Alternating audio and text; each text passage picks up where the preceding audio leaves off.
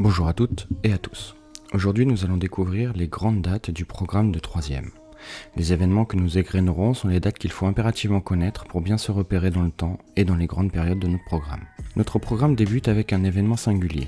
Le 28 juin 1914, l'archiduc François Ferdinand est assassiné par un nationaliste serbe. Cet attentat déclenche une cascade d'événements politiques et géopolitiques qui provoque l'embrasement total de toute l'Europe au début du mois d'août et au déclenchement de la Première Guerre mondiale. Cette guerre dure 4 longues années, de 1914 à 1918. Durant ces 4 années, la vie des combattants, comme celle des civils, est particulièrement éprouvante et difficile.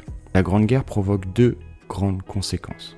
En 1917, en Russie, 2 salves de révolution provoquent la fin du règne du tsar et de sa famille et permet l'installation d'un régime communiste et dictatorial en Russie, qui en 1922 devient l'URSS. En Allemagne, les conditions imposées par le traité de Versailles, signé le 28 juin 1919, et les difficultés économiques qui en découlent, amènent petit à petit la République de Weimar à se laisser déborder par les groupuscules politiques radicaux. L'un d'entre eux se distingue, le NSDAP, aussi connu sous le nom de Parti nazi, qui le 30 janvier 1933 réussit à installer son chef, Adolf Hitler, comme chancelier.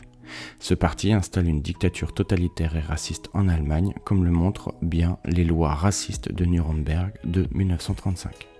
En France, une alliance des partis de gauche, le Front populaire, qui désire faire barrage aux partis fascistes, réussit à gagner les élections de mai 1936. Ces partis de gauche permettent de grandes réformes sociales, telles que les congés payés ou la semaine de 40 heures. Hitler, nouveau chancelier du Troisième Reich, tourne l'économie et la diplomatie de son pays vers le déclenchement d'une guerre de revanche. Celle-ci se déclenche le 1er septembre 1939 par l'invasion de la Pologne. Ceci marque le début de la Seconde Guerre mondiale, la guerre la plus meurtrière de l'histoire. La guerre en France provoque la mise en place d'un régime totalitaire et dictatorial sous l'égide du maréchal Pétain, le régime de Vichy, à la suite de la demande d'armistice du 17 juin 1940. Le lendemain, un autre militaire, le général de Gaulle, appelle à continuer la lutte contre le fascisme.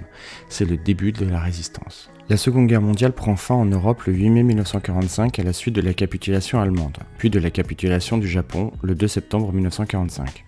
La Seconde Guerre mondiale donne naissance en 1945 à l'ONU, une organisation qui a pour mission de préserver la paix, d'empêcher la guerre et de promouvoir la coopération entre les États. Cette organisation n'empêche pas le monde de basculer dans un nouveau type de conflictualité, la guerre froide. En 1947, lorsque le président Truman lance la politique d'endiguement puis le plan de Marshall, beaucoup d'historiens considèrent alors que cela marque le début de la guerre froide. La guerre froide provoque une profonde recombinaison des équilibres géopolitiques.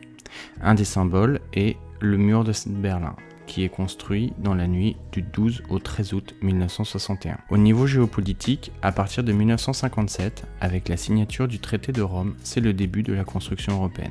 La guerre est aussi le moment très important où s'effondrent les empires coloniaux, et ainsi, en 1962, l'Algérie, après 8 ans de guerre civile, devient indépendante. En France, les remous provoqués par la guerre d'Algérie ont pour conséquence le retour au pouvoir du général de Gaulle, qui change la constitution en 1958 pour donner naissance à la Ve République.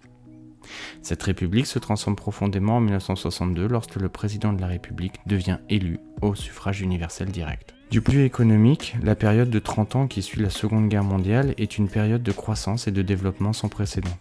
On surnomme cette période les 30 Glorieuses. Ces changements s'accompagnent de mutations de la société. Ainsi, en 1975, avec la loi Veil et l'autorisation de l'IVG, ou encore en 1981 avec l'élection de François Mitterrand comme président de la Ve République, et ainsi, la Ve République démontre que c'est un régime mature dans le temps. Enfin, dernière date qui marque la fin de notre programme de 3e, dans la nuit du 9 au 10 novembre 1989, le mur de Berlin, symbole de la séparation du monde en 2 blocs hermétiques, tombe. C'est le début de la fin de la guerre froide et de l'URSS, faisant entrer notre monde dans une nouvelle période. Pour conclure, notre programme se découpe donc en 4 grandes périodes historiques.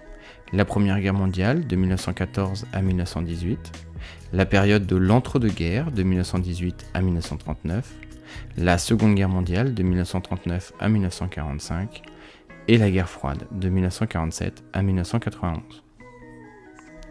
Merci d'avoir suivi cette vidéo, et bon courage à tous pour cette année de 3e. C'était Monsieur Fouché.